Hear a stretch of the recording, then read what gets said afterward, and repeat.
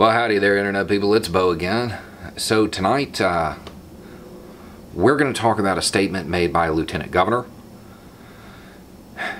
how it reflects on the character of the United States, specifically the character of the current ruling class, and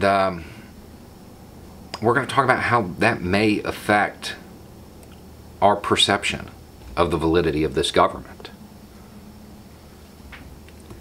So, Lieutenant Governor Dan Patrick of Texas, he was talking to, I believe, Tucker Carlson, and he said that, you know, those Americans that are 70 or older, what they're really concerned about is passing along the America that everyone loves and passing that down to their grandkids.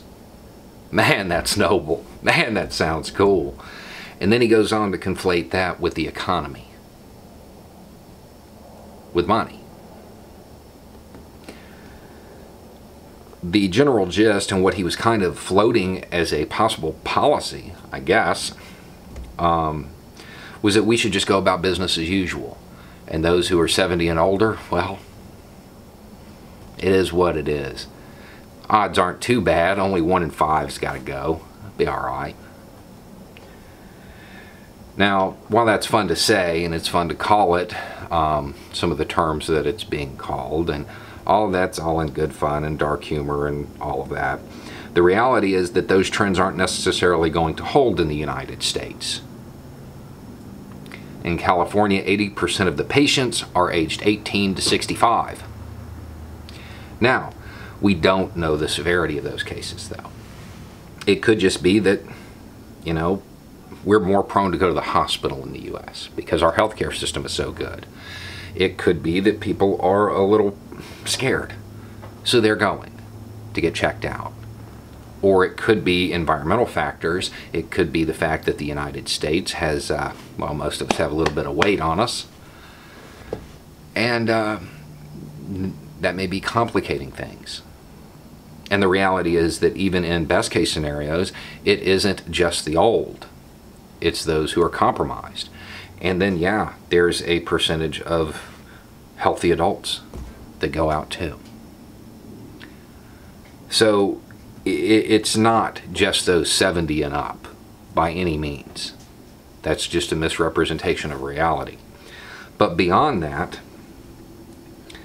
what this is showing is that right now the American ruling class has decided this is the moment they're going to try to prove that the mayor in the movie Jaws was the hero.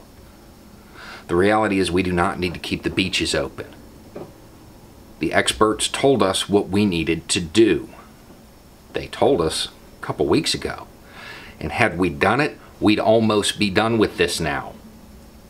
We'd be on, you know, on the downhill. We'd almost be finished. We have to shut it down for 21 to 30 days, I guess. That's what we have to do.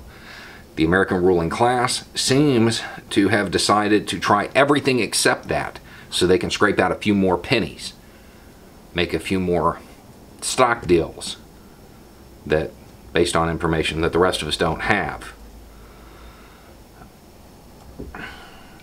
I would suggest that maybe an America that has lowered its character to the point where a few pennies is worth the lives of its grandparents and the vulnerable, the compromised. Maybe that isn't the America everybody loves. Maybe that's not even an America worth saving. The reality is that a lot of these politicians who are so concerned with their pocketbook right now are undermining their very positions. Because the average American, the average, especially those who are, I don't know, 18 to 40, who are politically active, they see this. The authority of the government is all based on perception. It's a magic trick. The United States government only has authority because people believe that it does. Statements like this undermine it. They drive it out of existence. How can you believe somebody this callous and this incompetent has authority over you? How can you believe in a system that put these people in power? Those who are making life and death decisions. The reality is we know what we have to do, and eventually we're going to have to do it. Every attempt that we make to try to stall that just prolongs the downturn and worsens the economy. So not only are they focusing on the wrong thing, they're bad at it. The decisions that are being made are going to cost thousands of lives. And it's all about money. Is that the America that the older generations really want to pass down? Is that the America that everybody loves? This is the time when we have to decide what kind of society we want after this, because there's going to be huge changes. This is a horrible thing that's happening right now. And if it's going to mean anything, we have to be prepared when we come out the other side to know exactly what we want. And I would suggest that we do not want a country where the leaders are willing to write off 1% of the population simply because, well, they're dividends.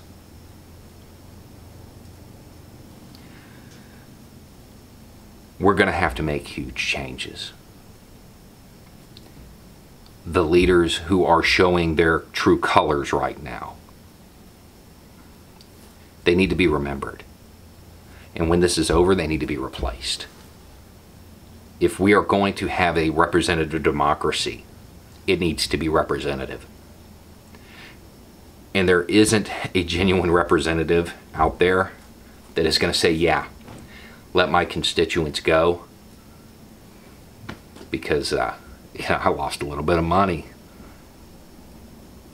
The economy will bounce back. Demand hasn't changed. It's still there. We just have to do what we need to do. We've got to shut it down. Anyway, it's just a thought.